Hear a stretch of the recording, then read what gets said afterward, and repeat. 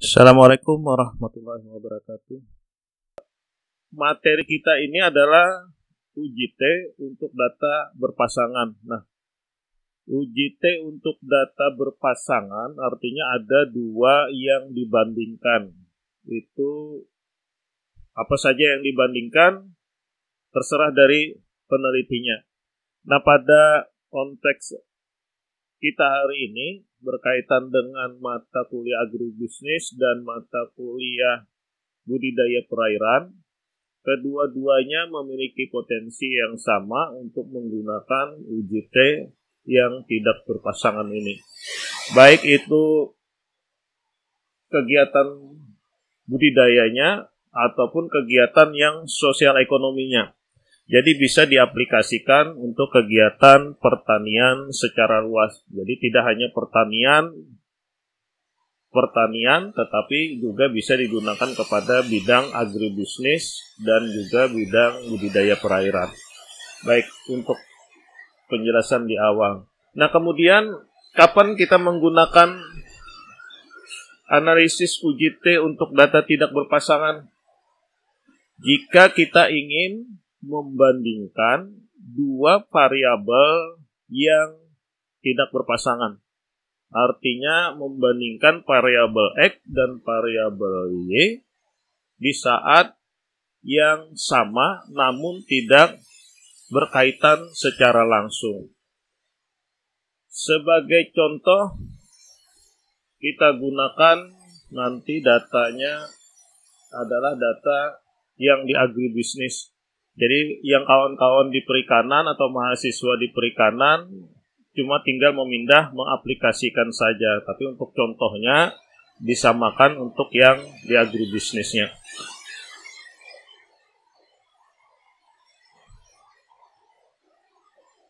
Sebagai contoh, ini kita gunakan adalah rata-rata produksi petani. Jadi yang ingin kita gunakan adalah membandingkan produksi dari suatu tanaman atau produksi dari budidaya ikan. Dari dua kelompok taninya, kelompok tani yang baru dan kelompok tani yang lama. Jadi ada yang dibandingkan. Yang dibandingkan adalah produksinya sebagai objek dan subjeknya adalah kelompoknya lama usaha tani. Jadi kelompok lama usaha tani. Nah, pada kelompok usaha tani ini dibagi menjadi dua, yaitu kelompok usaha tani baru dan kelompok usaha tani yang lama. Kalau kelompok usaha tani baru kriterianya menurut peneliti, jadi masing-masing saja. Jadi boleh 5 tahun, 10 tahun, justifikasi peneliti masing-masing. Tidak ada batasan lama, baru, berapa tahunnya, tetapi justifikasi peneliti masing-masing. Nah, pada ketentuan ini di kriterianya adalah yang dikatakan petani baru itu adalah petani yang baru mengusahakan usaha budidaya, baik budidaya perikanan ataupun budidaya pertanian, itu kurang dari 10 tahun untuk yang baru. Nah, kemudian yang lama, kelompok tani yang lama, yang sudah lama mengusahakan usaha taninya, itu adalah yang lebih dari 10 tahun. Ini sebagai kriterianya pembagian kelompok yang akan dibandingkan. Kemudian pembandingnya adalah yang ingin dicari berapa produksi dari kedua kelompok ini. Apakah memiliki perbedaan atau tidak? Ya, ini produksinya adalah 83,69 untuk usaha tani yang baru. Kemudian yang kedua adalah 100,38 kg untuk usaha tani yang lama. Nah, apakah kedua kelompok tani ini baru dan lama memiliki produksi yang berbeda? Kalau dilihat secara angka, secara visual, ini memiliki perbedaan antara 83 dengan 100. Jadi memiliki perbedaan produksi. Pertanyaannya adalah apakah betul 100 kg produksi itu memiliki perbedaan yang nyata terhadap 83. Apakah betul lama usaha tani baru memberikan pengaruh terhadap produksi? Atau bahasa lainnya seperti itu. Apakah betul usaha tani yang lama memberikan pengaruh terhadap produksi? Nah, ini kalimat apakah ini disusun dalam bentuk hipotesis.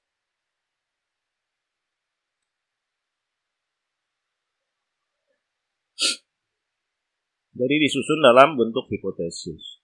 Apa hipotesisnya yang disusun? Kita lihat slide berikutnya. Nah, ini slide berikutnya. Harus disusun hipotesisnya. Yaitu hipotesis H0-nya adalah rata produksi pada kelompok usaha tani baru berbeda dengan kelompok usaha tani lama. Atau kelompok usaha tani baru dan kelompok usaha tani lama tidak berbeda. Kemudian yang kedua, hipotesis tandingannya atau HI-nya, rata produksi pada kelompok usaha tani baru dan kelompok usaha tani yang lama itu berbeda. Nah, untuk menentukan berbeda dan tidaknya pada saat analisis nanti adalah pastikan dengan nilai signifikan ini. Jika signifikannya adalah 0,05 atau kurang dari 0,05, maka terima hipotesis HI, berarti yang ini yang diterima hipotesisnya. Nah, kalau yang signifikannya lebih daripada 0,05, maka yang diterima adalah hipotesis HO-nya, artinya yang bagian di atas ini. Jadi tidak ada pengaruh yang ini. Nah, itu untuk yang usaha tani yang dibandingkan adalah produksinya.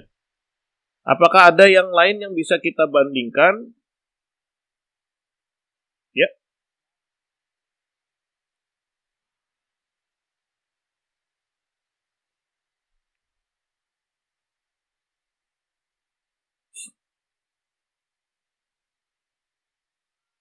Sudah bisa dilihat?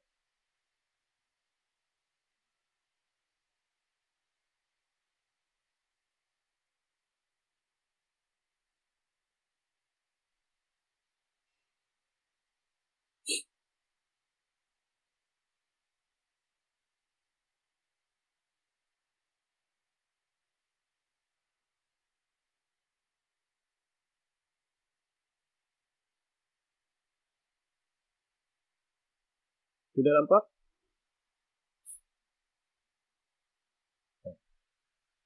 Baik.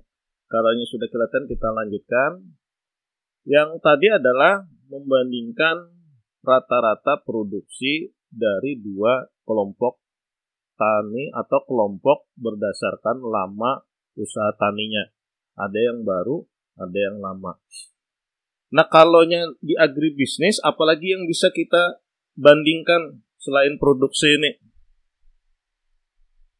Ada yang bisa memberi kasus atau dari data latih agribisnis 2021, selain produksi, apa yang bisa kita bandingkan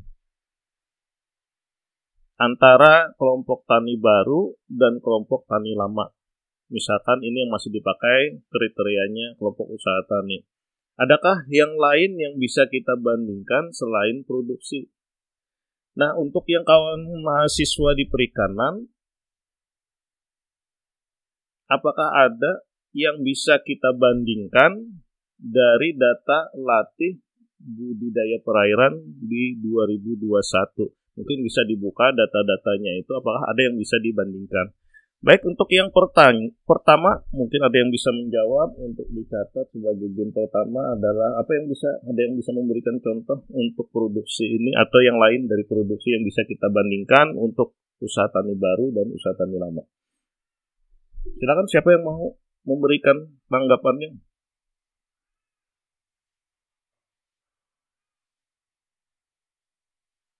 Untuk game pertama.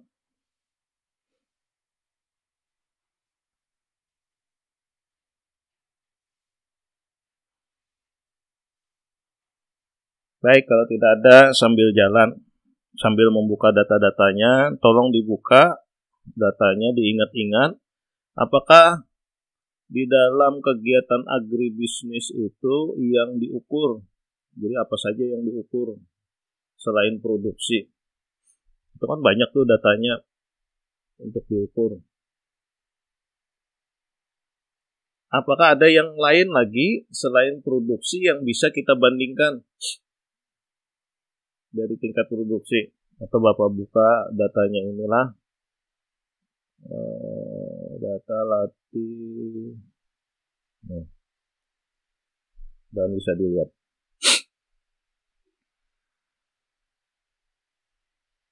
Nah, ini untuk di agribisnis ada datanya seperti ini nih. Bisa dilihat data Excel-nya? Bisa.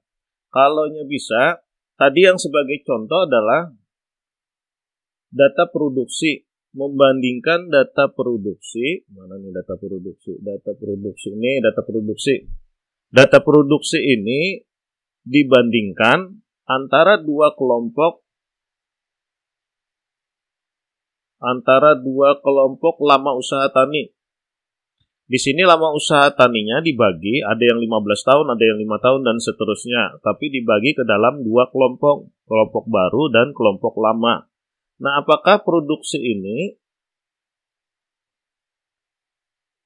nanti berbeda di dua kelompok ini?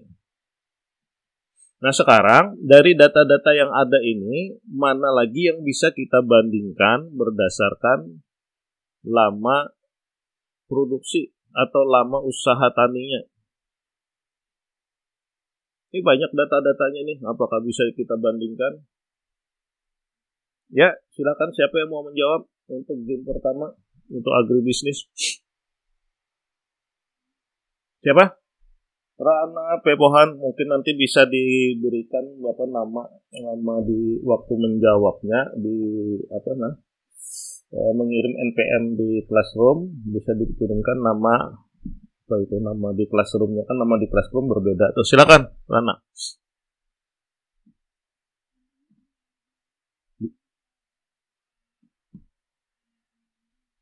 Biaya.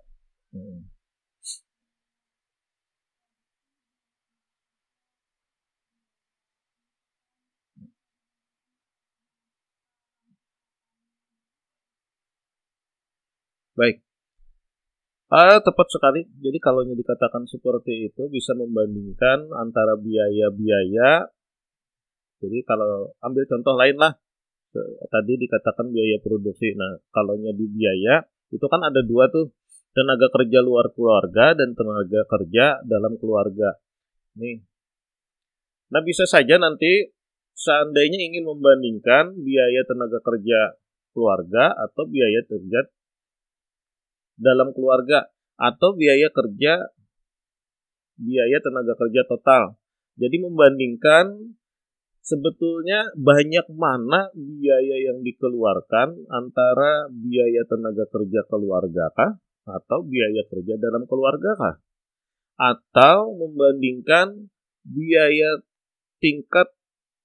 biaya tenaga kerja di luar keluarga ini paling banyak dikeluarkan oleh kelompok yang lama kah atau kelompok yang petani baru kah?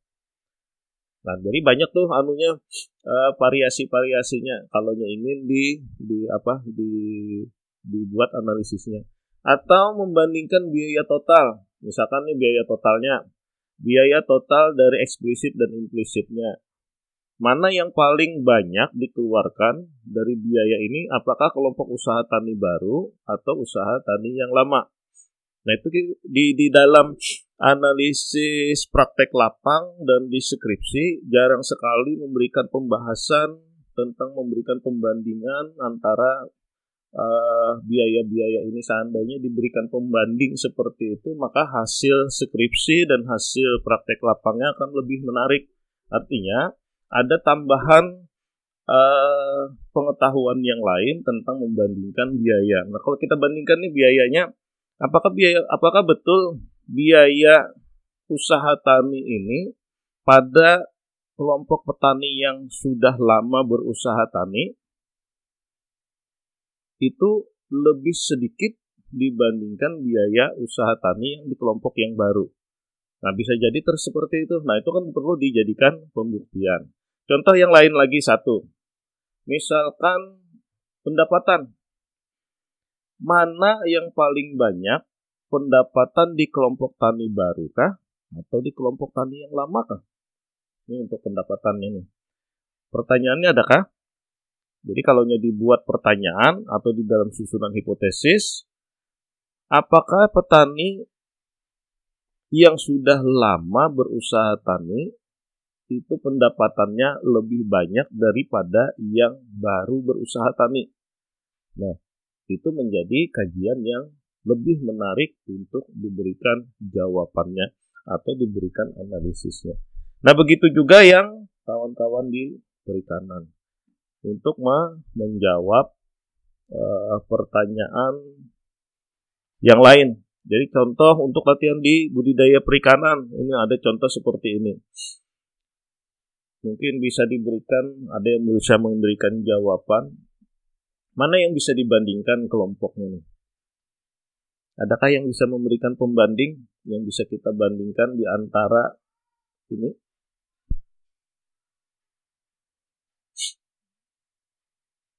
Mana yang bisa dijadikan kelompoknya dulu? Ayo, mahasiswa yang perikanan.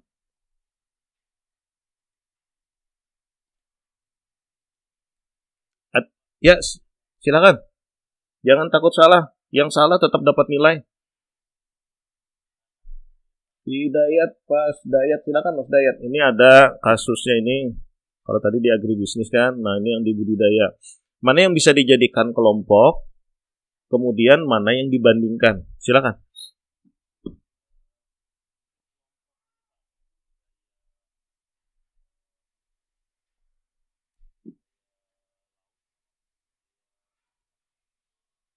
Budidaya laut dan budidaya tambak.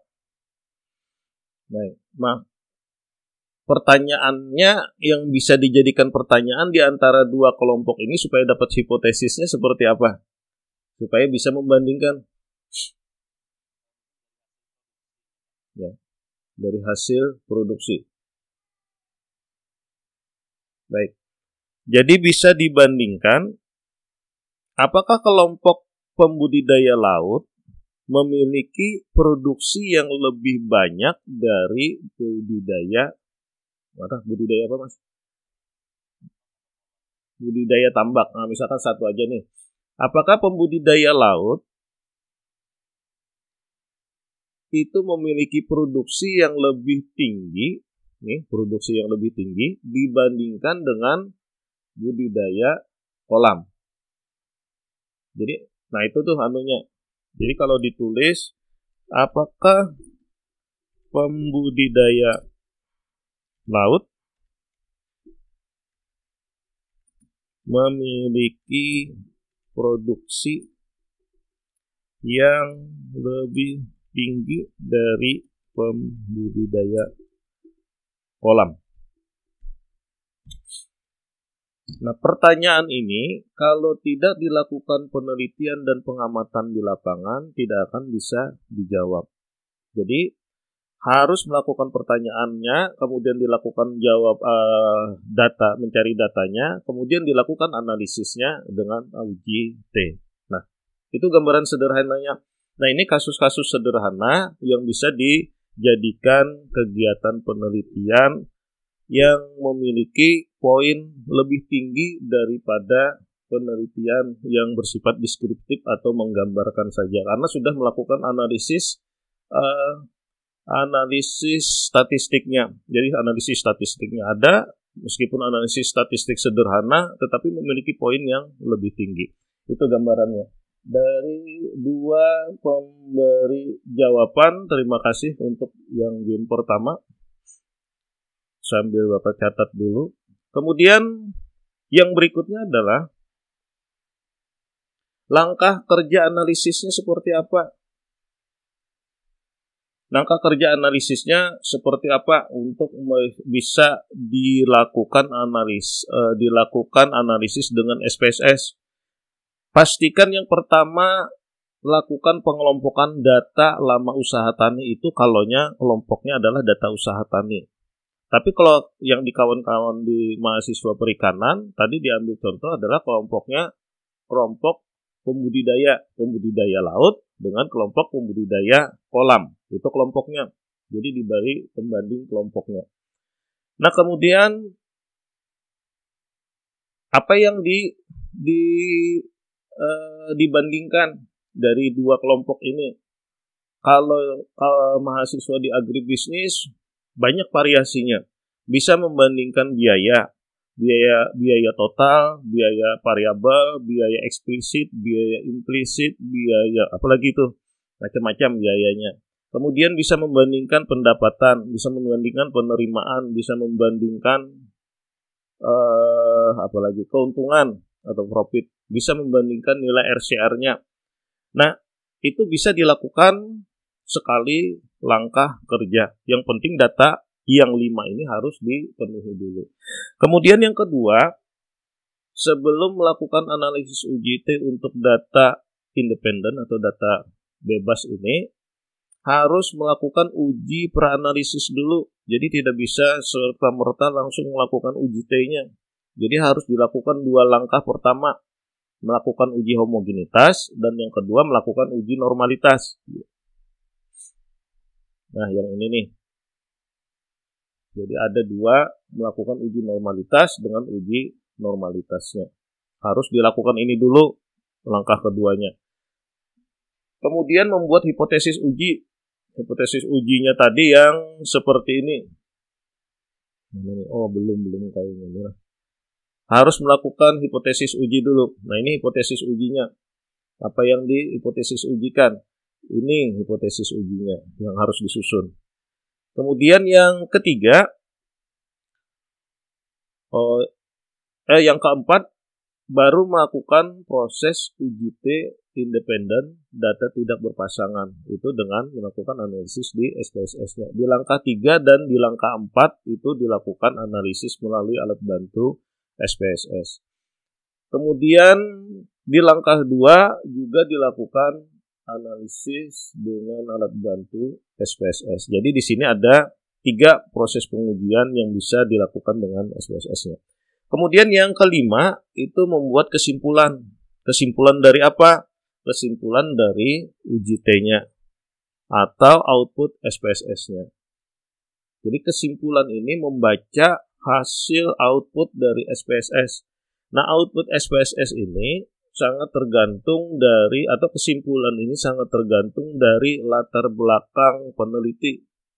Jadi kalau latar belakang penelitinya dari agribisnis, maka semua pembahasannya harus ke agribisnis.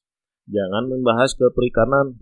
Nah, kemudian kalau mahasiswa yang perikanan, budidaya, maka pembahasannya harus cenderung ke proses pembudidaya. Yang jadi masalah itu adalah jika peneliti tidak memiliki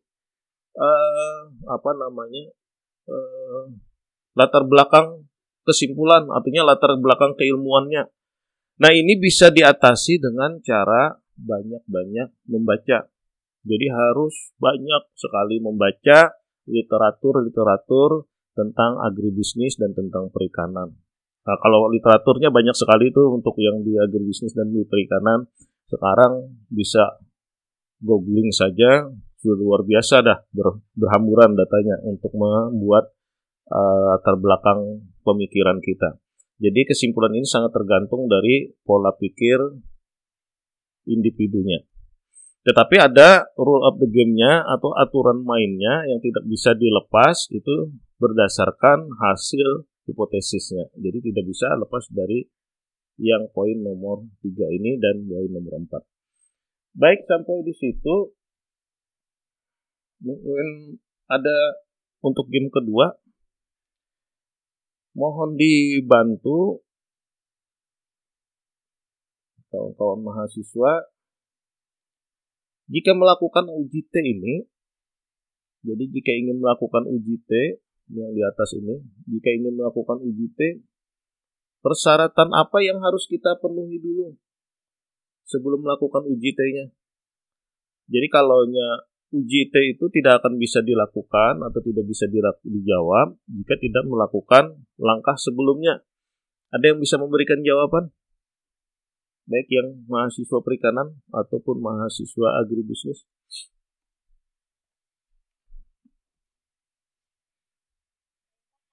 Ya, silakan yang paling keras suaranya.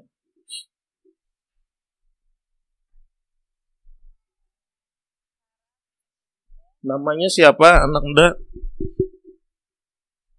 Oh, Marpuah. Ya, Marpuah silakan.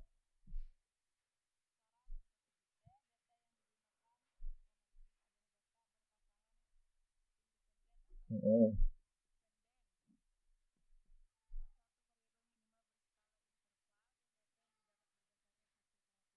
Hmm.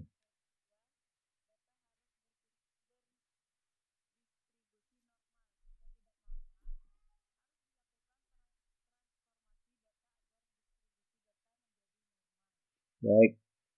Banyak sekali pada jawabannya. Pertanyaannya satu, jawabannya ada berapa tuh? 4 apa 5 tuh? Jadi terima kasih untuk Marpuah untuk jawaban di game kedua ini. Yang sekarang adalah dari yang disampaikan Marpuah tadi, pertama harus uji T ini wajib datanya ada 2. Yalah, datanya harus ada 2 lah. Nah, ini membandingkan 2 variabel. Kalau datanya kada 2, datanya sebutin aja, kada bisa dibandingkan untuk uji T yang ini. Jadi harusnya 2, tetapi tidak saling berkaitan. Jadi maksudnya tidak berkaitan tuh jika dilakukan hari ini, maka hari besoknya tidak dilakukan lagi. Nah, itu tidak berpasangan namanya. Tetapi datanya harus ada 2 variabel. Jadi harus ada 2. Kemudian yang lain, data interval dan data rasio. Nah, ini berkali-kali disampaikan kalau melakukan analisis dengan alat bantu SPSS pada bagian ujung. Jadi kalau ini dibuka, sebentar masih loading agak lambat. Jadi kalau mengisi di variable view, jangan sampai tertinggal untuk memberi karakter khusus pada inputan data. Nah, di sini pengukurannya ini. Jadi kalau diperlukan data interval dan data rasio, nah ini yang harus diklik, data interval dan data rasio. Di dalam SPSS ini, data interval dan data rasio itu jadi satu, disebut sebagai data skala. Jadi data skala sama saja pemahamannya dengan data interval dan data rasio. Dan ini wajib harus dipilih ini bagi yang dibandingkan. Kalau yang kelompoknya itu bisa ordinal, bisa nominal. Nah, itu pemahamannya kenapa jadi harus penting data itu harus ada rasio dan interval. Nah, pengertian yang lain bisa dibaca di buku-buku statistik. Jadi pahami ininya supaya paham posisinya di mana datanya. Baik, yang selanjutnya terima kasih untuk Marpuah sudah memberikan jawaban. Kemudian yang homogenitas dan normalitas itu wajib hukumnya dilakukan, jadi jangan sampai tertinggal. Terus langkah kerjanya seperti apa untuk melakukan analisis SPSS? Langkah kerjanya seperti apa untuk melakukan analisis SPSS? Ada yang bisa menjawab langkah kerja yang harus dilakukan?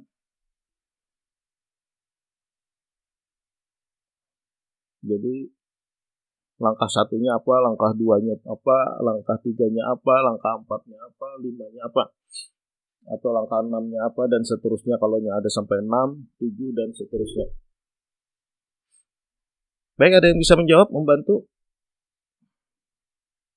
Untuk yang ketiga, pertanyaannya, langkah kerja untuk menganalisis SPSS ini harus diapakan dulu? Langkah kerjanya.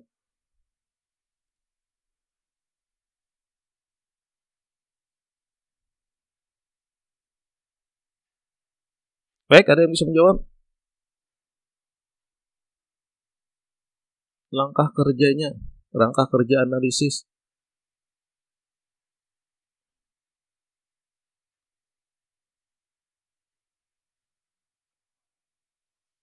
Sayang sekali ini kalau kada dijawab poinnya.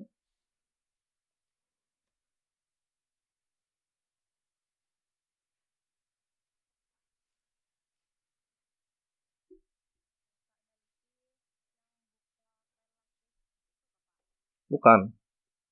Langkah kerja analisis itu langkah kerja yang harus dilakukan sebelum melakukan analisis uji T-nya. Jadi langkah kerjanya apa aja yang dilakukan. Jadi kalau ingin menganalisis dengan SPSS untuk uji T ini, langkah yang harus dikerjakan adalah langkah 1. Pertama, datanya harus diapakan dulu. Kedua, setelah dapat datanya diapakan lagi. Kemudian yang ketiga, dilakukan apa lagi. Kemudian yang keempat, harus dilakukan apa. Yang kelima, harus dilakukan apa.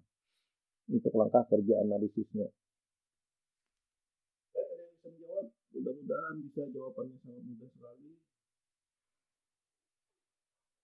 Poinnya besar, 100 kali 3, 300 ditambah 10 berarti dengan 10 tugas yang lain berarti sekitar 1300 dibagi 10 tetap dibagi pembagi 10 berarti 101,3 lah. Lumayan tuh untuk menambah nilai. Siapa tahu nanti dapat A semua. Baik, ada yang bisa?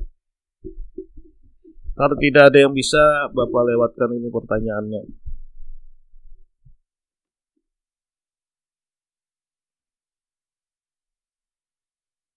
Ada yang ingin menjawab, mencoba? Yang penting jawab dulu, salah urusan belakangan tetapi sudah dapat poin. Kan lumayan tuh.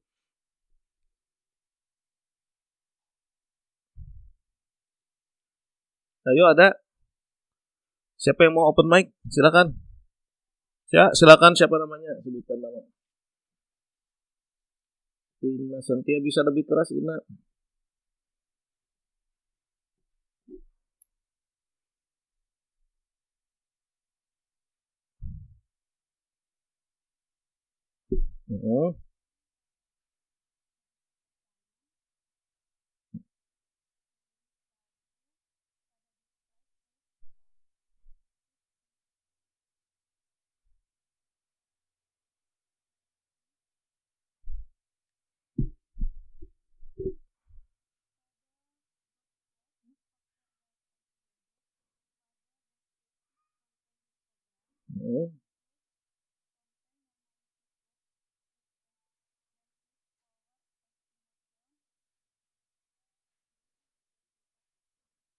Baik, kok Bapak tidak mengerti bahasanya? Yang baik. Yang disebutkan Ina tadi itu adalah langkah analisisnya pada lembar kerja analisis. Jadi yang dimaksudkan adalah langkah kerja gradualnya sebelum melakukan analisis SPSS ini apa yang harus kita siapkan langkahnya. Terima kasih Ina jawabannya. Ya. Ini jawabannya sudah ada di sini nih. Ayo siapa yang ingin menjawab langkah kerja analisis sebelum melakukan analisis SPSS-nya atau melakukan kegiatan analisis yang di sini. Ini sebelum melakukan kegiatan ini. Nah, jadi langkah kerjanya apa yang harus kita lakukan?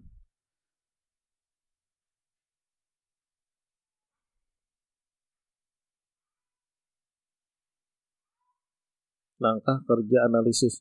Baik, kalau yang tidak ada, jadi sebelum mahasiswa semua melakukan kegiatan menganalisis data dengan SPSS, langkah kerja analisis awalnya itu adalah yang pertama, ini dulu lakukan pengelompokan data lama usaha taninya, baik itu yang di perikanan atau yang budidaya. Kemudian yang keduanya adalah lakukan uji praanalisis dulu dengan homogenitas dan normalitas. Kemudian yang ketiga, buat hipotesis uji. Hipotesis uji adalah HO sama dengan bla bla bla, HI sama dengan bla bla bla, dan seterusnya. Kemudian yang keempat, lakukan uji T. Jadi yang keempat, lakukan uji T. Yang kelima, buat kesimpulan. Nah, itu langkah kerja analisis untuk kegiatan SPSS-nya ini. Jadi mengawali kegiatan SPSS ini untuk data berpasangan ini, lakukan 5 langkah ini. Nah, mohon dihafal dulu untuk yang 5 langkah kerja ini supaya jangan terbulik-bulik karena waktu menjawab soalnya. Jadi yang pertama, Bapak ulangilah langkah pengelompokan data dulu. Kelompokkan data dulu, mana yang data yang hendak dianalisis, kelompoknya. Kalau kelompok tadi adalah kelompok yang lama usahanya, lama usaha baru, lama usaha lama. Kemudian apa yang hendak dianalisis itu adalah produksinya. Lakukan uji praanalisis yang kedua, yang ketiga buat hipotesis uji, yang keempat lakukan uji T, yang kelima buat kesimpulan. Nah, itu yang harus dilakukan. Baik, kita praktekkan dulu dari data yang sudah ada. Kemudian dari data yang sudah ada ini data yang sudah ada nih. Ini data yang sudah ada. Gunakan untuk kawan mahasiswa agribisnis, gunakan data latih agribisnis 2021. Jadi ini datanya bersifat abadi nih. Jadi gunakan data itu secara terus-menerus. Kemudian yang mahasiswa perikanan sama gunakan data latih BDP 2021. Bisa digunakan itu. Tapi contohnya karena tidak bisa sekaligus 2, jadi gunakan sementara ini digunakan data agribisnis. Tapi pemahamannya sama saja. Baik, datanya adalah seperti ini. Ini data yang awal. Ini data awal seperti ini. Jika semua mahasiswa agribisnis menginput dengan benar, maka datanya adalah seperti ini. Untuk data analisis produksi. Jadi data analisis produksi ini adalah data dasar yang digunakan. Nah, sekarang yang kita ingin kelompokkan adalah data tadi contohnya luas lahan, kemudian lama usaha tani. Nah, ini lama usaha tani. Ini lama usaha tani dengan produksi. Lama usaha tani dengan produksi. Nama produksi, biaya produksi. Nah, ini produksi. Jadi 2 macam ini.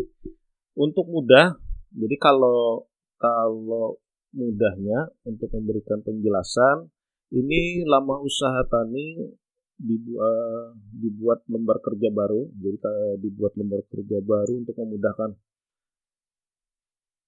Kalaunya langsung saja tidak jadi masalah, tetapi untuk memudahkan contoh hari ini dibuat data lembar kerja baru. Ini di copy saja, klik kanan, setelah di blok klik kanan, kemudian di copy, kemudian ditaruh di lembar kerja baru ini di blok, kemudian di pastekan untuk lama usaha tani. Kemudian kelompok yang satu lagi itu adalah produksi. Ini produksinya. Nah, ini produksi. Ini produksi, kita ambil yang ini. Di blok bagian atas, klik kanan, kemudian di copy dan kita pindahkan di lembar kerja baru tadi. Nah, ini lembar kerja baru, klik kanan, dipastekan pas di sini. Sudah dapat 2 kelompok. Produksi cabai dengan lama usaha tani. Tetapi yang menjadi sorotan adalah di sini.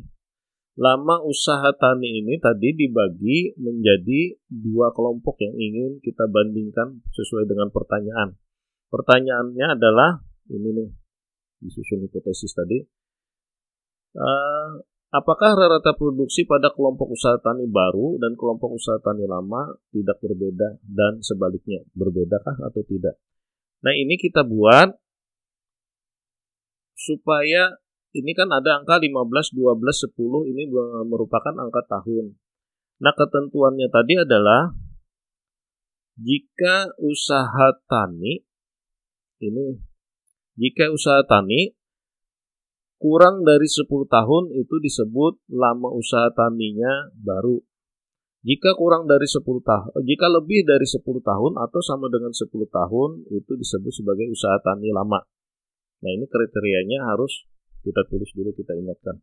Ini satu kriterianya lama usaha tani baru.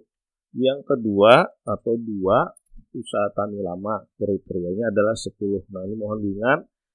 Pada kasus ini kriterianya adalah usaha tani baru itu kurang dari 10 tahun. Usaha tani lama lebih daripada 10 tahun. Nah, sekarang kita jadikan ini data ordinal. Yang lama usaha tani ini menjadikan data ordinal. Untuk menjadikan data ordinal ini dirubah dulu. Yang 15 tahun ini masuk kelompok usaha tani lama. Yang 12 tahun masuk kelompok usaha tani lama. Yang 10 tahun masuk usaha tani kelompok lama. Nah, ini yang 10 tahun, yang 5 tahun masuk kelompok usaha tani baru. Bagaimana caranya? Pada bab 1 analisis deskriptif di bahan ajar atau di buku ajar itu sudah dijelaskan cara pengelompokan.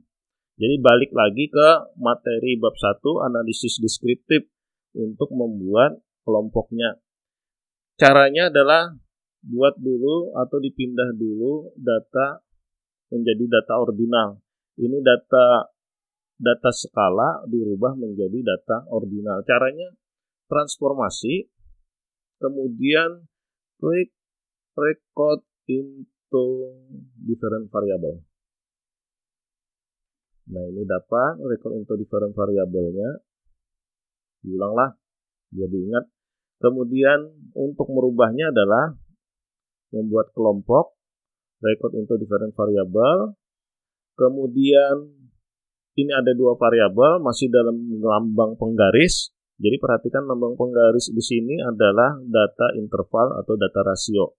Nanti kalau lambangnya balon-balon atau data grafik batang, nah itu bisa ordinal atau data nominal. Ini harus dirubah dulu. Yang kita rubah adalah lama usaha tani. Yang produksi tidak perlu dirubah. Lama usaha tani. Nah, ini lama usaha tani. Jadi kalau di resetlah, ini ada 2. Yang kita rubah dalam bentuk kelompok nanti adalah, atau dalam bentuk data ordinal adalah lama usaha tani. Beri nama output variabel baru, misalkan lama. Kemudian diberi label lampus, lama usaha tani disingkat. Kalau ini diklik change-nya ini atau perubahannya, maka ini akan berubah menjadi yang lama tanda tanya tadi. Nah, setelah itu baru di all and new value-nya variabel lama dirubah menjadi variabel baru. Seperti apa? Kita klik ini. Nah, kliknya di sini ada tulisan all value-nya, di sini ada new value-nya sebelah kirinya dan sebelah kanan untuk yang new value. Di sini ada rank. Tadi ingat kriterianya bahwa usaha tani lama itu dikriteriakan lebih dari 10 tahun. Usaha tani baru dikriteriakan kurang dari 10 tahun. Nah, kalaunya kurang dari 10 tahun, itu di rank ditulis 1 sampai 10. Jadi klik di rank ini 1 sampai 10. Nah, artinya lama usaha taninya adalah 1 sampai 10 dengan kriteria baru nanti. Ini keterangannya adalah 1 sampai 10 itu pada usaha tani baru 1.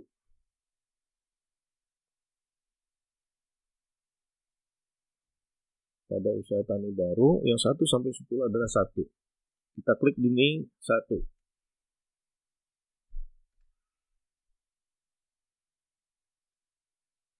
Kemudian all and new-nya ini ada tulisan add, kita add saja. klik.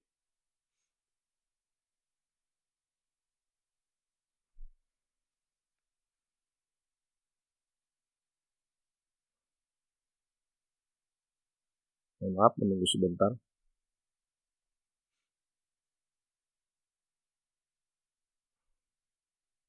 Ini sudah masuk di all engine-nya, maka 1 sampai 10 itu berkriteria 1 atau dalam bahasa tulisan baru. Kemudian yang lebih dari 10 itu diisikan pada Higgs-nya ini. Diklik, kemudian ditulis lebih dari 10. Lebih dari 10. Nah, ini kalau lebih dari 10, 11, 12, 13, dan seterusnya untuk lama usaha tani. Yang barunya diberi lambang 2 atau angka 2, kemudian add. Nah, ini sudah berubah. Di atas dari 10 tahun dikatakan tua atau lama. Nah, kemudian continue. Kemudian ini sudah, kemudian oke. Kita lihat hasilnya, perubahannya pada pengelompokan pertama. Ini ada data yang sudah berlambang lama dengan tanda balon. Nah, ini kalau sudah tanda balon berarti sudah terkelompok ke dalam data ordinal atau data nominal. Nanti kita lihat. Ini baru sampai di sini untuk mengelompokkannya. Kemudian di variable view-nya untuk memperbaiki, itu perbaiki data di karakteristiknya. Jadi data di karakteristik di sini harus dirubah pada angka value-nya, definisikan. Artinya mendefinisikan di sini adalah jika disebut 1, maka labelnya adalah lama usaha tani baru.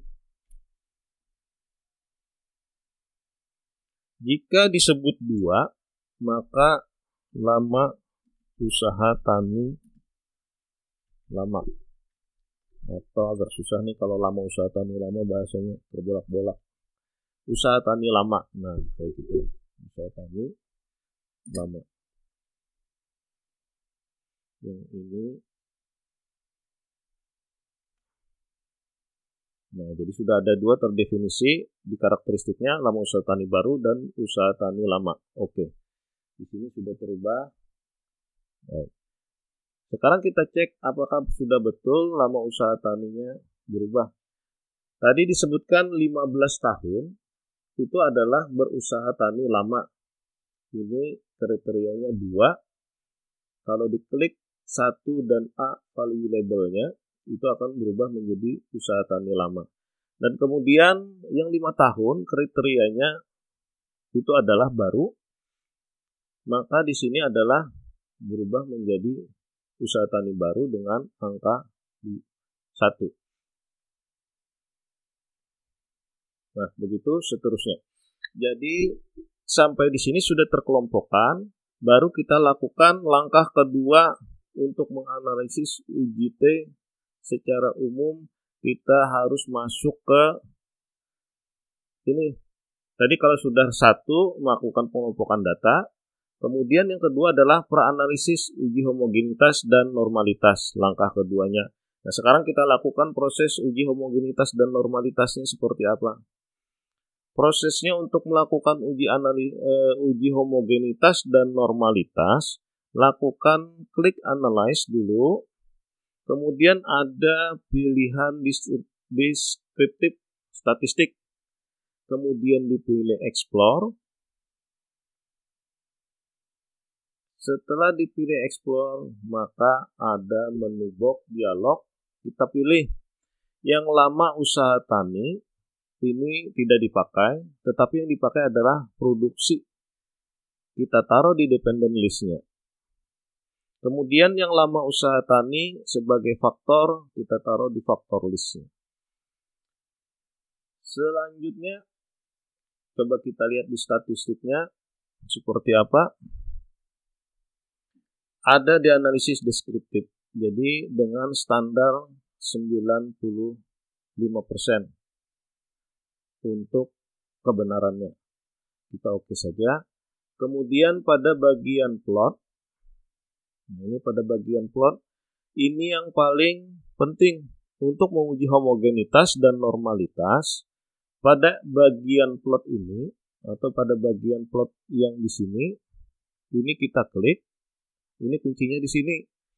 Histogram, ini sudah ada stem and leaf-nya. Kemudian klik histogramnya untuk membuat gambar histogram. Kemudian ini untuk menguji normalitas, normality plot width test. Normality plot width test. Ini. Kemudian yang homogenitas, ini yang di power estimate-nya. Ini ada homogenitas, sprite versus level width level test di power estimasinya ini. Itu untuk yang homogenitasnya. Jadi sudah diklik, ada deskriptifnya di stem and lab dan histogram.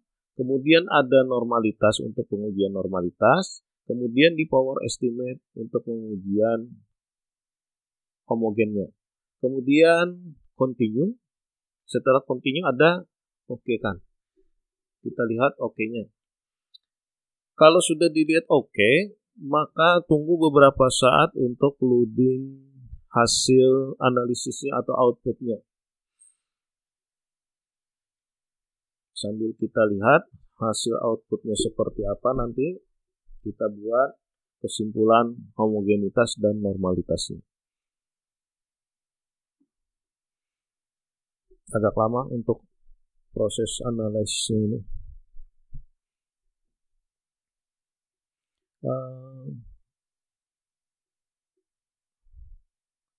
Baik, sebentar lagi akan keluar hasil. Karena masih di bagian bawah ini ada tulisan running exam-nya. Nah, ini kalau sudah keluar hasilnya seperti ini. Ada beberapa beberapa output yang didapat. Jadi yang pertama adalah ini inputnya. Kalau di buku ajarnya hanya ditampilkan output homogenitas dan normalitas saja. Tetapi kalau yang di sini, ini ada beberapa inputnya secara umum atau secara keseluruhan. Pastikan dulu bahwa N sampel atau N uji atau N atau populasi yang diuji atau sampel yang diuji ini adalah besarnya, karena di data ini, jadi di data dasarnya ini dilatih agribisnis 2021, itu jumlah sampelnya adalah 88. Nah, pastikan di sini jumlah sampelnya adalah 88. Jadi yang berusaha tani barunya ada 45 orang, yang berusaha tani lama itu 43 orang. Nah, dengan persen 100 orang, tidak ada data yang hilang. Berarti ini sudah bagus, terinput semua. 45 dengan 43 itu 88 totalnya.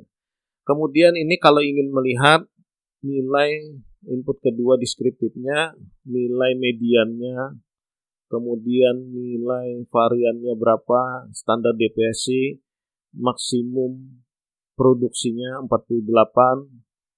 Jadi kalau ini bisa dijelaskan adalah produksi cabai pada usaha tani baru. Jadi kelompok usaha petani baru memiliki produksi cabai maksimum atau yang maksimum atau produksi terbanyak adalah 132 orang. Oh bukan. Jadi produksi maksimum usaha tani baru ini adalah 132 kg. Yang paling rendah adalah 48 kg. Dengan ranknya 84. Kemudian rata-ratanya ini median 87 dan seterusnya untuk membaca. Nah, begitu seterusnya untuk ini. Nah, yang kita pakai adalah uji normalitasnya. Ini normalitas. Apakah normal atau tidak? Nah, yang pembahasan normal dan tidaknya itu pengertiannya tolong dibaca buku-buku statistiknya. Kemudian yang diuji adalah lihat dinilai ini. Untuk tes normality-nya, lihat nilai signifikannya. Pernyataannya adalah jika nilai signifikan lebih daripada 0,05 itu data normal. Jadi di sini lebih daripada 0,05. Nah, ini datanya 0,2 dan di data usaha tani lama 0,2. Itu ada di halaman berapa tuh? Ada halaman 25 kalau tidak salah. Ya, di halaman 25. Kemudian tes homogenitas variannya yang dilihat adalah bagian nilai signifikan pada bagian paling bawah. Jadi lihat saja pada bagian bawah nilai signifikan untuk menentukan homogen dan tidaknya. Based on try mean-nya ini ada 0,637.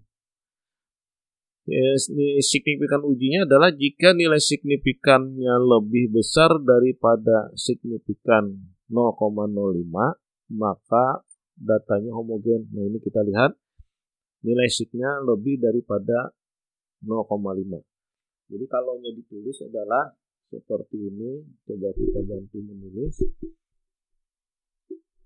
untuk membuat kesimpulan homogenitas dan normalitasnya.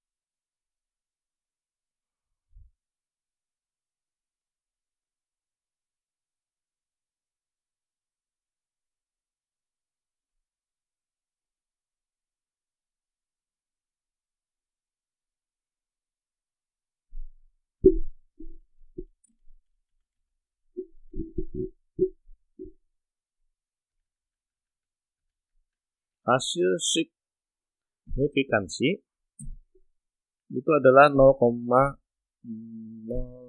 berapa tuh? 0,02, 0,0 atau 0,2. Kemudian ini kita bandingkan dengan signifikannya 0,05. Jika nilai sig lebih besar daripada 0,05, maka normal. Nah, ini kan nilainya adalah 0,2 atau 0,2. Nah, ini 0,2. Itu yang ini tadi. Ini 0,2. Maka normal. Yang satunya lagi adalah homogen. Ini untuk homogen. Hasil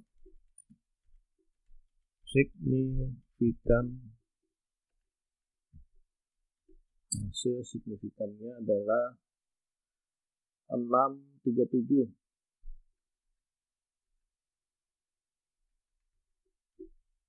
0,637. 0,637 kita bagi dua layarnya, mudah-mudahan bisa terlihat lah.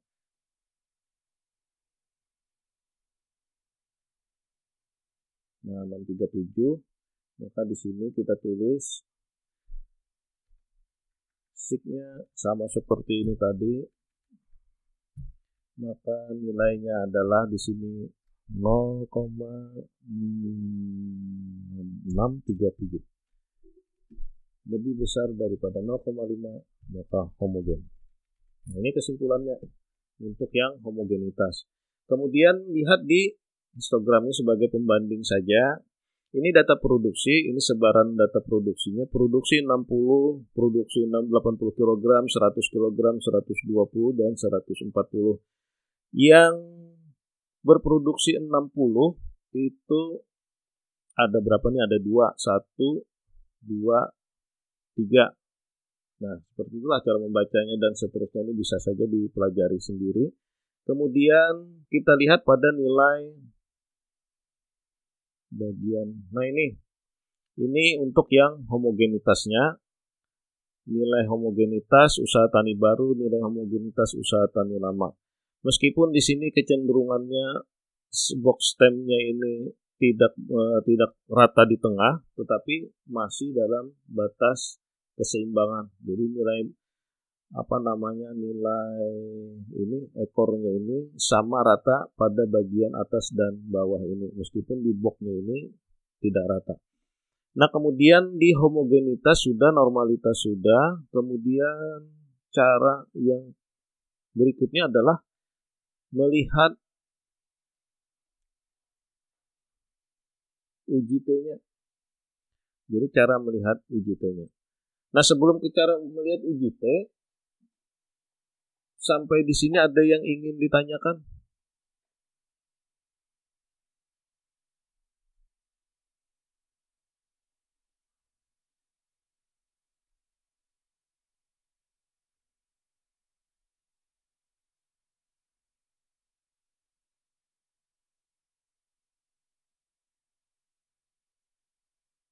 Baik, masih kedengaran suaranya?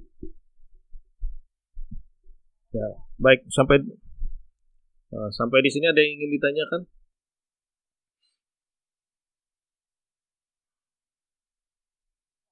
Tidak ada. Nah, sekarang adalah ada yang ingat cara menguji homogenitas dengan SPSS-nya? Caranya untuk menguji homogenitas dan menguji normalitas. Ada yang ingat caranya? Supaya dapat ini, output ini, ada yang ingat caranya? Atau bisa menyebutkan cara menguji homogenitas dan normalitas dengan SPSS? Ada yang bisa membantu untuk memberikan jawaban? Apa yang harus diklik untuk ini? Ada yang ingat? Untuk menguji homogenitas dan normalitas. Pertama, klik analyze. Kemudian klik kedua descriptive. Kemudian klik explore. Kemudian keluar box dialog. Nah, ada yang ingat untuk menyebutkan itu?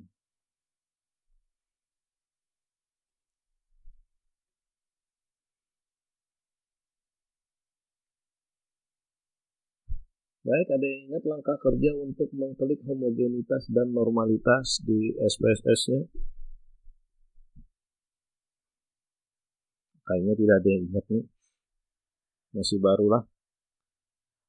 Jadi, Bapak ulangi, untuk menguji homogenitas dan normalitas, langkah kerjanya adalah klik analisis, kemudian klik descriptive analysis, kemudian klik descriptive statistik tadi, kemudian klik explore. Setelah klik explore, ada menu box-nya, ini diisi dependent list-nya produksi cabai, kemudian lama usaha tani di faktor list. Yang paling penting adalah untuk melakukan analisis homogenitas dan normalitas, klik di plotnya ini, plot, supaya timbul histogram, kemudian ada anormalitas plot dan power estimasi untuk homogenitas. Yang di atas normalitas, yang di power estimate ini untuk yang homogenitas. Kemudian klik continue, oke, dan seterusnya. Ada yang ingat langkahnya atau separuhnya barang menyebutkan sampai batas explore aja? Ya. Ada yang lain yang ingat? Siapa ini? Ina kah? Nah, terus?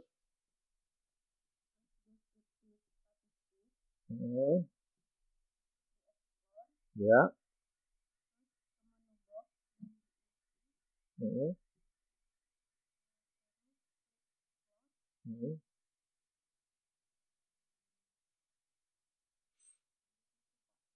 Sampai di situ ya. Baik, terima kasih untuk jawabannya. Jadi yang paling diingat nanti adalah untuk melakukan uji homogenitas dan normalitas di SPSS itu adalah mengingat di bagian menu deskriptif explore-nya. Jadi kalau sudah ketemu deskriptif, langsung diklik ke explore. Dari bagian explore itu ada bagian yang paling penting adalah plot. Karena bagian di plot itu mengisi normalitas dan homogenitasnya. Nah, sampai di situ itu yang harus diingat-ingat. Jadi tidak perlu dihafal, tetapi pas membuka lembar kerja SPSS-nya itu mengingat kalau ingin menguji homogenitas dan normalitas, ini yang dilakukan. Deskriptif, explore, kemudian ini diisikan. Nah, ini bagian penting plotnya. Karena di sini posisi normalitas dan yang ini posisi homogenitas. Baik, kalau ini sudah, bagian terakhirnya adalah melakukan uji T-nya. Bagian terakhir atau bagian analisis terakhir, lakukan uji T pada data yang ingin diuji. Jadi caranya seperti apa? Itu lakukan klik analyze. Jadi ada tulisan analyze ini. Kemudian ada compare atau komparasi nilai tengah. Atau compare ini ditulis komparasi nilai tengah. Compare bahasa Inggrisnya lah compare mean kan lah. Kemudian ada pilihan independent sample test. Nah, ini ada pilihan independent sample test. Yang tidak ada buku bisa di capture ini supaya ingat, atau yang sudah punya buku bisa aja dibuka kembali bukunya untuk membuka mengingat-ingat. Jadi yang paling dihafal untuk analisis uji T ini ada tulisan compare artinya membandingkan. Kemudian ada tulisan box lagi one sample test, ada independent sample test. Nah, yang dipilih adalah independent sample test. Klik di independent sample testnya. Tunggu beberapa saat. Kemudian ada di sini pilihan. Pilihannya adalah yang kita pakai, yang kita ingin uji adalah produksi cabai. Masukkan di tes variabel. Ini contohnya produksi. Kemudian yang lama usaha ini ada di grupnya. Ini yang membandingkannya di grup ini. Di sini belum terdefinisi grup ini lama kah, baru kah, itu belum terdefinisi. Kemudian klik definisi grupnya. Grup 1 didefinisikan sebagai 1 melambangkan usaha tani yang baru. Grup 2 diklik 2 melambangkan usaha tani lama. Sekarang kita bandingkan grup usaha tani lama dengan baru. Klik continue. Setelah ini selesai, maka klik OK.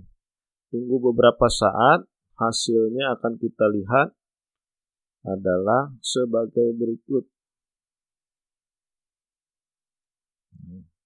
Ini hasilnya. Tidak sampai beberapa jam kayaknya ini sudah dapat hasilnya. Hasilnya adalah yang pertama, output pertama menggambarkan deskripsinya. Jumlah sampelnya ada usaha tani baru 45, usaha tani lama 43, sama seperti tadi. Nilai tengahnya adalah usaha tani baru 86,20, yang lama 91,16. Nah, yang ini yang dibandingkan. Nih, nilai minnya ini, nilai tengahnya. Yang menjadi pertanyaan tadi kan, hipotesisnya apakah produksi usaha tani baru dan lama berbeda. Ini yang dibandingkan. 86, 20, 91 dengan 16. Nah, ini yang kita bandingkan. Hasilnya adalah apakah berbeda antara produksi usaha tani baru dengan produksi usaha tani lama. Dengan jumlah sampel 45 usaha tani baru dan sampelnya 43 usaha tani lama. Didapat nilai yang paling diperhatikan adalah yang bagian bawah ini 357. Kemudian ada, bisa kita lihat tuh hasilnya 0,35, 0,357, 0,357. 0,537 apakah lebih besar daripada 0,05? Nah, itu untuk pembandingnya. Apakah lebih besar daripada 0,05?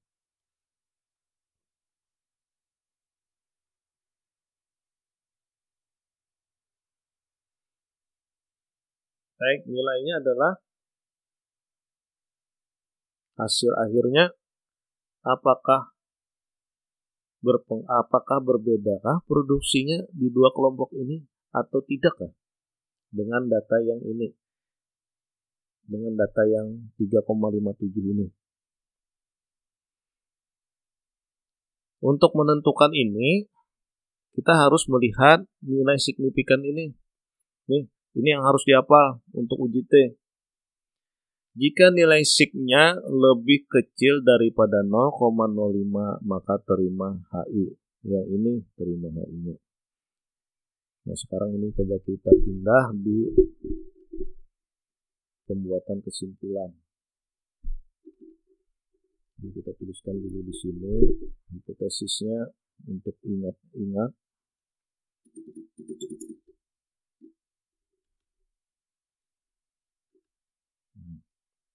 Yang signifikannya kita ketikkan juga supaya bisa mengingat.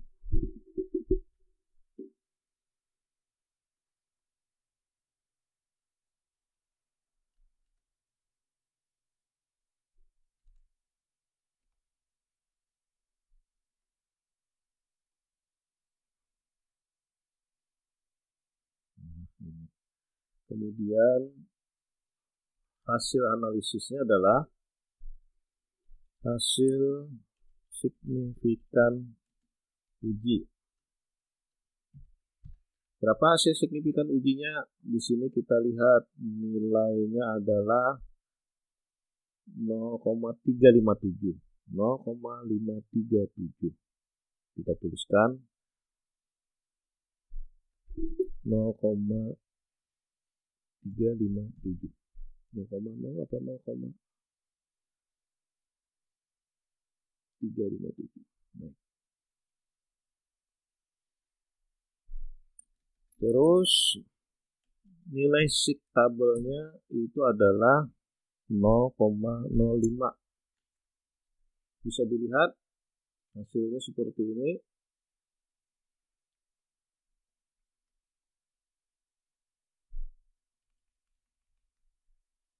Nah, ini sudah samalah. Di sini nilai signifikannya tadi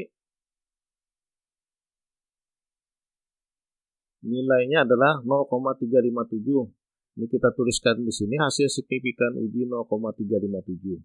Nilai signifikannya 0,05 yang kita pakai. Nah, pertanyaannya adalah banyak mana nih 0,357 dengan 0,05? Apa tandanya di sini yang kita pakai? Titik-titik. Lebih dari. Ini siapa yang menjawab tadi nih? Dari telepon. Siapa yang menjawab? ID. Baik, ID. Lanjut ya ID, jawabannya seperti apa tadi? Kalaunya lebih dari itu yang ini kah? Inilah yang lebih dari lah, atau yang di bawah seperti ini. Yang kayak inilah ujungnya. Nah,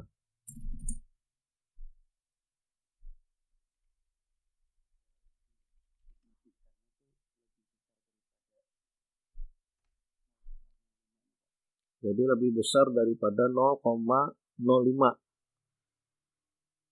Kalau lebih besar daripada 0,5, apa itu keputusannya? Terima HI. Kalau diterima HI, apa kesimpulannya?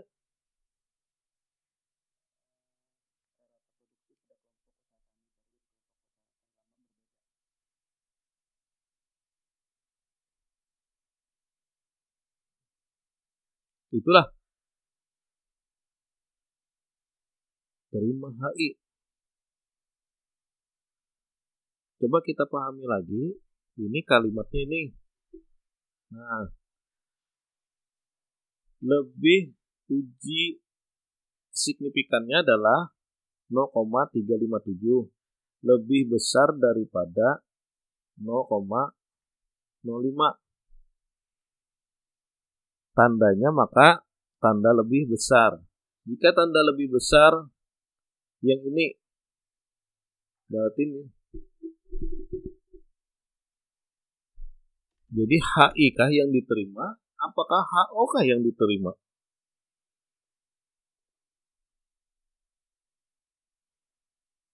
Kalau melihat dari tanda HO, Pak.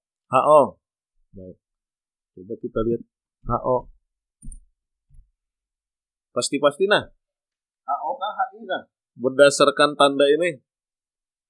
HO, baik. Mohon dikawal sama-sama untuk kesimpulan atau ketetapan akhirnya. Jadi kita lihat sama-sama. Nah, kalau diterima HO berdasarkan tanda lebih besar ini sesuai dengan yang ini. Nah, ini sesuai dengan yang inilah. Ini diberi tanda putih nih. Ini sudah kelihatan. Nah, ini. Maka kalau diterima HO yang ini yang kita pakai, rata produksi ketetapannya adalah ini. Rata-rata produksi pada kelompok usaha tani baru dan kelompok usaha tani lama tidak berbeda. Itu kesimpulan akhir. Jadi, hasil signifikan uji adalah 0,357. Di mana dapat 0,537? Itu didapat dari hasil pengujian yang ini. Ini 0,357 dari signifikan ujinya. Ya, dapat 0,537. Nah, ini dapat 0,37. Kemudian nilai signifikan ini didapat dari mana? Ini didapat dari signifikansi ujinya. Nilai signifikansi uji jangan sampai tepuh huruf. Nilainya lebih besar, maka yang diterima adalah hipotesis HO. Yang ini diterima hipotesis HO. Jika lebih kecil, yang diterima adalah hipotesis HI. Yang ini hipotesis HI-nya. Bilanya tepuh huruf, kesimpulan akhirnya salah. Nah, kejadiannya adalah hasil perhitungannya 0,35 lebih besar daripada nilai signifikan 0,05. Maka diterima hipotesis HO. Dengan ketetapan, ini ketetapannya rata produksi pada kelompok usaha tani baru dan kelompok usaha tani lama tidak berbeda. Jadi, tadi hasilnya, nah ini hasilnya. Jadi, antara yang baru, kelompok usaha tani baru, dengan jumlah sampel 45 dan 43, dengan rata-rata produksi 86,20 dan 91,16, ini tidak memberikan pengaruh yang nyata. Artinya tidak memberikan perbedaan yang signifikan. Baik itu petani baru ataupun petani lama, produksinya sama aja di tingkatan 86,20 dan 91,16. Nah, jadi tidak memberikan pengaruh tuh. Artinya hendak kelompok tani baru kah atau kelompok tani lama kah? Sama semua produksinya. Nah, tinggal dilakukan pembahasannya aja lagi. Nah, itu kesimpulan akhirnya. Jadi kesimpulan akhirnya seperti ini.